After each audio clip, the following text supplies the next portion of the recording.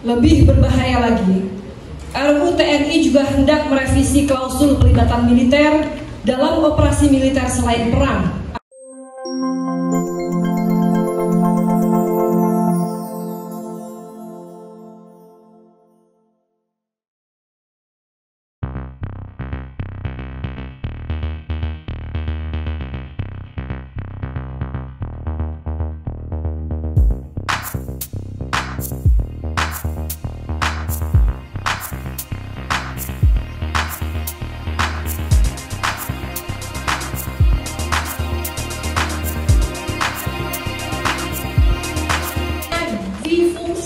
Melalui revisi Undang-Undang TNI, pemerintah telah menyampaikan daftar inventarisasi masalah atau DIM revisi Undang-Undang TNI kepada DPR 11 Maret 2025. DIM itu bermasalah, terdapat pasal-pasal yang akan mengembalikan militerisme atau duifungsi TNI di Indonesia.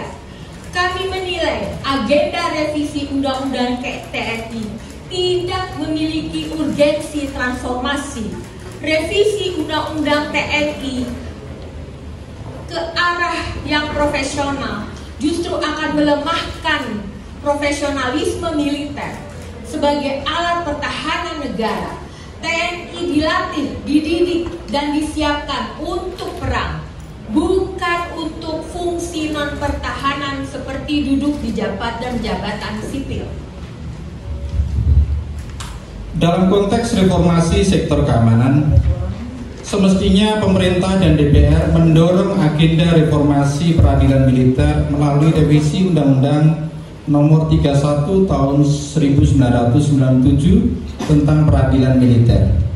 Agenda revisi undang-undang ini lebih penting ketimbang RUU TNI karena agenda itu merupakan kewajiban konstitusional negara untuk menjalankan prinsip persamaan di hadapan hukum bagi semua warga negara tanpa kecuali. Reformasi peradilan militer ini merupakan mandat TAP MPR nomor 7 tahun 2000 dan Undang-Undang nomor 34 tahun 2004 tentang TNI. Kami menilai RUU TNI akan mengembalikan difungsi TNI, yaitu militer aktif menduduki jabatan-jabatan sipil. Perluasan penempatan TNI aktif itu tidak sesuai dengan prinsip profesionalisme TNI dan berisiko memunculkan masalah seperti eksklusi warga sipil dari jabatan sipil, menguatkan dominasi militer di ranah sipil, dan memicu terjadinya kebijakan maupun loyalitas ganda. Selain itu, merebut jabatan sipil dan memarginalkan ASN dan perempuan dalam akses posisi-posisi strategis. Perluasan jabatan sipil dalam RUU TNI itu diantaranya adalah dengan menempatkan militer aktif di Kejaksaan Agung hingga Kementerian Kelautan dan Perikanan. Ingat, TNI adalah alat pertahanan negara untuk perang, sedangkan Kejaksaan Agung adalah lembaga penegak hukum.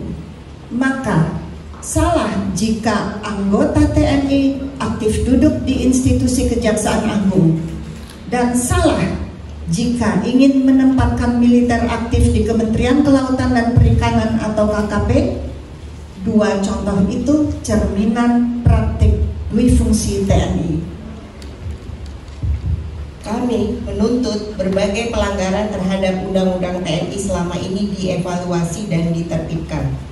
Kami mendesak agar anggota TNI aktif yang menduduki jabatan sipil di luar yang sudah diatur dalam pasal 47 ayat 2 Undang-Undang TNI agar segera mengundurkan diri atau pensiun dini. Selama ini banyak anggota TNI aktif yang duduk di jabatan sipil tanpa mengundurkan diri terlebih dahulu, diantaranya Letkol TNI sebagai Sekretaris Kabinet dan Kepala Sekretariat Presiden Mayor Jenderal Aryo Windutomo dan lain-lain. Lebih dari itu, seluruh kerjasama TNI yang didasarkan pada beragam MOU yang memberi ruang militer masuk dalam ranah sipil dengan dalih operasi militer selain perang perlu ditinjau ulang karena tidak sejalan dengan Undang-Undang TNI. Pelibatan militer dalam operasi selain perang hanya bisa dilakukan atas dasar keputusan politik negara, bukan melalui MOU sebagaimana ditegaskan dalam pasal 7 ayat 3 Undang-Undang TNI. Tidak dibenarkan konstruksi politik hukum RUU TNI untuk menjustifikasi berbagai pelanggaran yang sudah ada. Kami memandang bahwa perluasan tugas militer untuk menangani narkotika adalah keliru dan bisa berbahaya bagi negara hukum. Penanganan masalah narkotika utamanya berada dalam koridor kesehatan. Pandangan hukum yang proporsional bukan perang. Pelibatan TNI dalam mengatasi narkotika akan melanggengkan penggunaan war model. Selama ini model penegakan hukum saja seringkali bermasalah dan tidak proporsional dalam mengatasi narkotika. Apalagi jika menggunakan war model dengan melibatkan militer. Tentu hal ini akan menimbulkan terjadi kekerasan yang berlebihan secara serius. Apa yang terjadi di Filipina pada masa Rodrigo Duterte dalam war model untuk penanganan narkoba adalah contoh yang sangat buruk karena telah mengakibatkan terjadinya pelanggaran HAM berat. Dengan demikian, melibatkan TNI dalam menangani narkoba semua diatur dalam RUU TNI akan menempatkan TNI rentan menjadi pelaku pelanggaran HAM berat seperti terjadi dalam kasus penangkapan Duterte di Filipina oleh ICC. Lebih berbahaya lagi, RUU TNI juga hendak merevisi klausul pelibatan militer dalam operasi militer selain perang atau OMSP tanpa perlu persetujuan DPR. TNI ingin operasi militer selain perang cukup diatur dalam peraturan pemerintah. Padahal operasi semacam itu termasuk kebijakan politik negara, yakni Presiden dengan pertimbangan DPR sebagaimana diatur oleh pasal 7 ayat 3 UU TNI 34 tahun 2004. RUU TNI mau meniadakan peran parlemen sebagai wakil rakyat. Ini akan menimbulkan konflik kewenangan atau tumpang tindih dengan lembaga lain dalam mengatasi masalah di dalam negeri. Secara tersirat, perubahan pasal itu merupakan bentuk pengambil alihan kewenangan wakil rakyat oleh TNI dalam operasi militer selain perang dan menghilangkan kontrol sipil. Kami menilai revisi Undang-Undang TNI ini hanya untuk melegitimasi mobilisasi dan ekspansi keterlibatan prajurit TNI dalam berbagai permasalahan domestik seperti makan bergizi gratis, distribusi gas LPG, ketahanan pangan, penjagaan kebun sawit, pelaksanaan proyek strategis nasional, serta penertiban dan penjagaan kawasan hutan, bahkan sampai pengelolaan ibadah haji. Kami menolak RUU TNI maupun DIP RUU TNI yang disampaikan oleh pemerintah ke DPR karena mengandung pasal-pasal bermasalah dan berpotensi mengembalikan dui fungsi TNI dan militerisme di Indonesia.